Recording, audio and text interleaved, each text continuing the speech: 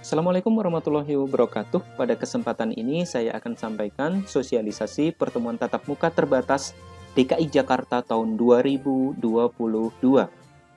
Jadi setelah sekian lama kita menghadapi pandemi, inilah saatnya kesempatan untuk kita bisa melaksanakan PTMT 100%.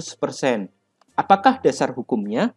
Dasar hukumnya adalah penyesuaian SKB 4 Menteri tentang pembelajaran di masa pandemi COVID-19, di mana SKB 4 Menteri ini ditetapkan melalui berbagai pertimbangan yang matang demi kemaslahatan bersama, khususnya masa depan anak-anak Indonesia.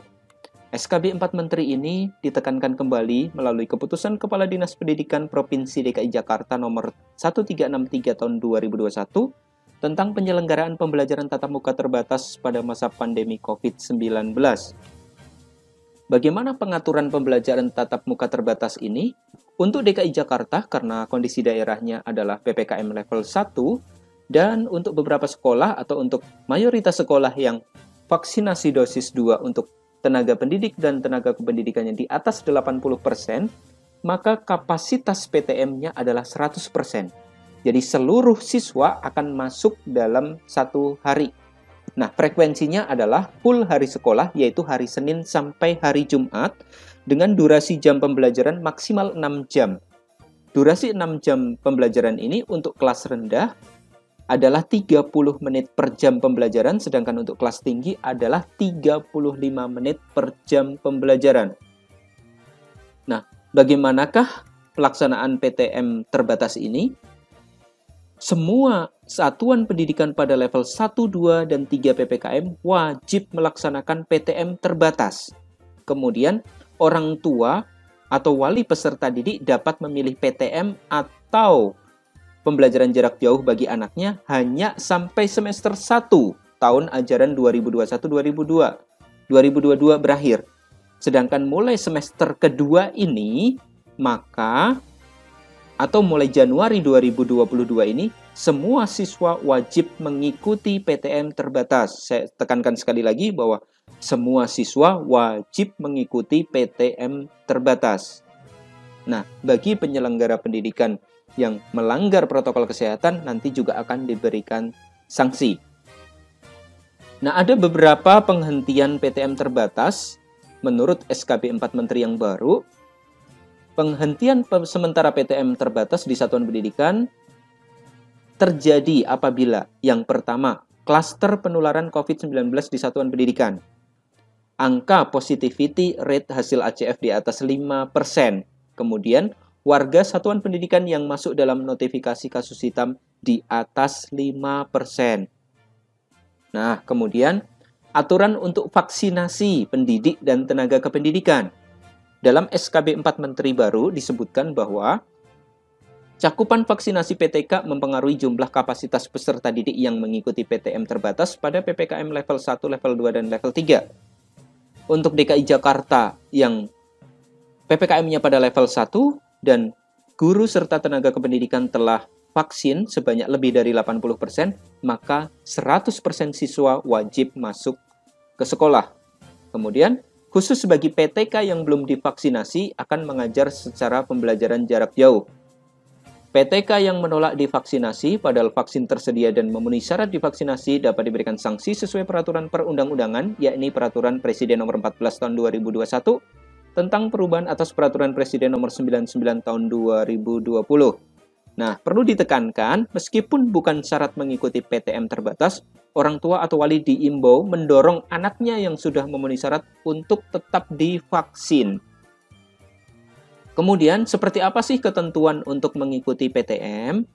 Yang pertama, seluruh guru, tenaga kependidikan maupun siswa wajib menggunakan masker sesuai ketentuan, yaitu menutupi hidung, mulut, dan dagu. Siswa, guru, maupun tenaga kependidikan selama pembelajaran berlangsung tidak diperkenankan untuk melepas atau menurunkan masker, kecuali pada saat makan atau minum, namun segera mengenakan kembali.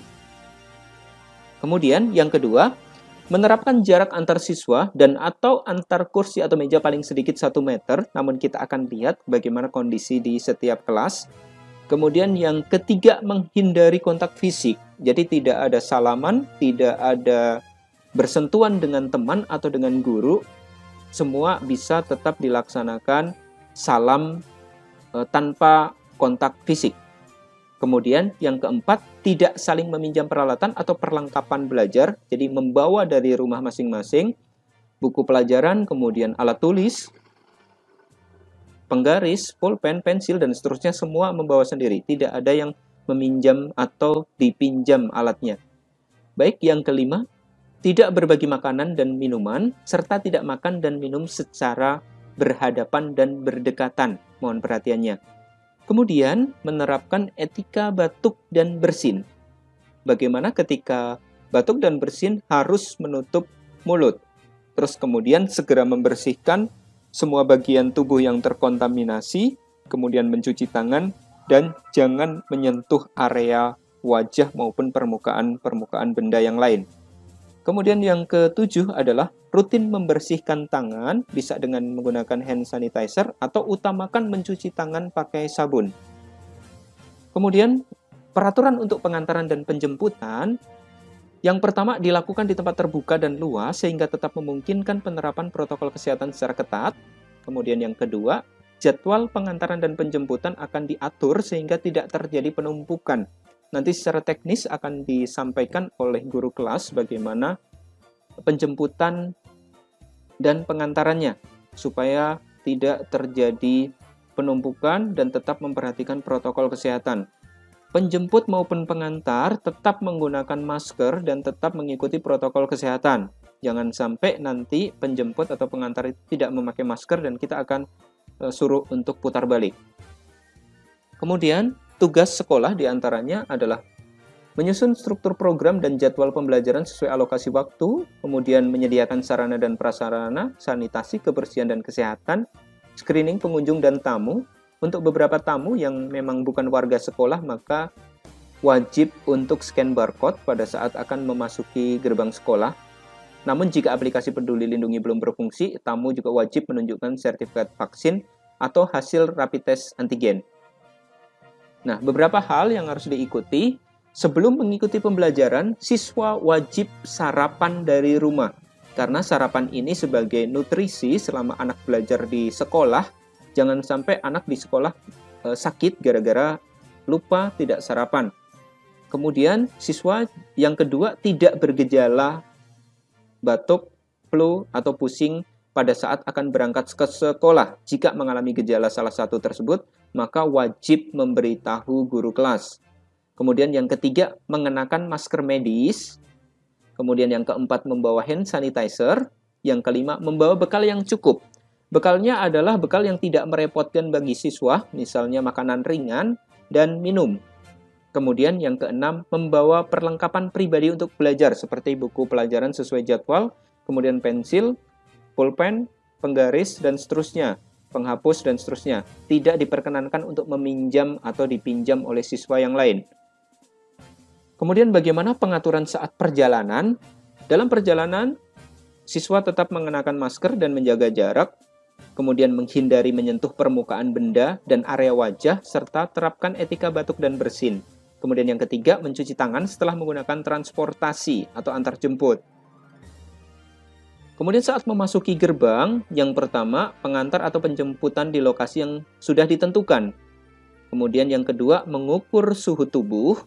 Ini nanti akan ada petugas yang berada di gerbang, kemudian melakukan cuci tangan pakai sabun. Kemudian yang keempat, pengunjung atau tamu yang bukan merupakan warga sekolah harus melakukan scan barcode Peduli Lindungi.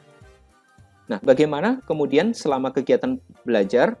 Yang pertama, tetap menggunakan masker dan menjaga jarak. Tidak diperkenankan membuka masker, baik guru, siswa, maupun tenaga kependidikan selama pembelajaran berlangsung, kecuali pada saat makan atau minum, namun segera mengenakannya kembali setelah selesai kegiatan tersebut. Kemudian yang kedua, ini mohon yang pertama ini saling mengingatkan antar siswa, antar guru. Kalau misalnya temannya ada yang membuka masker atau menurunkan masker ke dagu, segera diingatkan, karena ini berisiko untuk kita semua. Begitupun kalau misalnya ada bapak ibu guru yang menurunkan masker, silakan anak-anak untuk segera menegur. Karena ketika berbicara, tidak dipungkiri kadang masker bisa turun dengan sendirinya karena tertarik oleh rahang kita. Namun kita harus saling mengingatkan. Kemudian yang kedua, tidak saling meminjam peralatan belajar agar satu peralatan belajar, misalnya pensil atau pulpen, tetap hanya kita sendiri yang memegang supaya menghindari penularan COVID-19. Kemudian yang ketiga, saling mengingatkan protokol kesehatan.